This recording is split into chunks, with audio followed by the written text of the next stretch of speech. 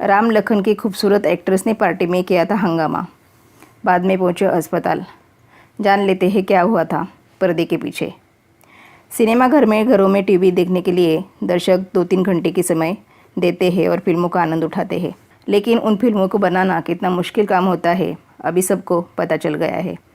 अब दर्शक भी जानते हैं कि इस फिल्म को बनाना आसान काम नहीं है।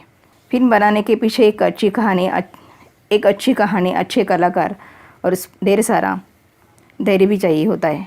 कई बार फिल्मों की कहानी के साथ पर्दे के पीछे की कहानी भी बेहद दिलचस्प होती है।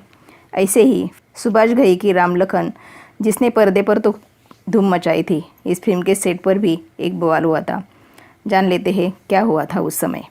निर्देशक सुभाष घई को लेकर एक बात की जाती है, वो अपने स्टार से काम करवाना बहुत अच्छी तरह से जानते थे।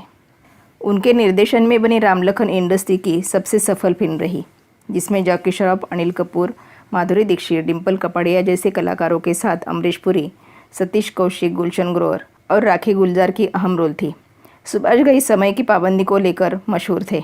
ऐसे में राम लखन के सेट पर लगभग हर स्टार समय पर पहुंचता था, लेकिन इस फिल्म में एक ऐसी भी एक्ट्रेस थी जो अक्सर सेट पर लेट पहुंचती थी।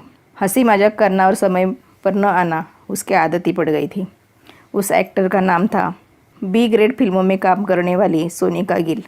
एक तरफ जहां सुभाष घई सहित फिल्मों के सभी सितारे सेट पर समय पर पहुंचते थे, लेकिन सोनिका कभी भी सेट पर टाइम पर नहीं आती थी। अन्य सितारों से हंसी मजाक करती ये देखकर सुभाष घई नाराज़ होते थे। उन्होंने कई बार सोनिका को समझाने की कोशिश की, लेकिन सोनिका उन्हें सीरियस नहीं लेती थी। एक दिन जब फिल्म का गाना शूट हो रहा था, सोनिका के अलावा फिल्म के सभी सितारे सेट पर पहुंच गए। सुभाष इस बात से काफ़ी नाराज़ हो गए। सोनिका सेट पर पहुंची, लेकिन शूटिंग शुरू होने के बाद वो अच्छी तरह से शॉट नहीं दे पा रही थी। इस बात को लेकर सुभाष घई गुस्सा हो गए। उन्होंने अभिनेत्री को सबके सामने फटकारा लगा दिया। जैसे तैसे गाने की शूटिंग पूरी हो ही गई। फिल्म की शूटिंग खत्म होने के बाद रैपअप पार्टी थी। सोनिका भी उस पार्टी में पहुंची और उसका आमना सामना सुभाष घई से हुआ।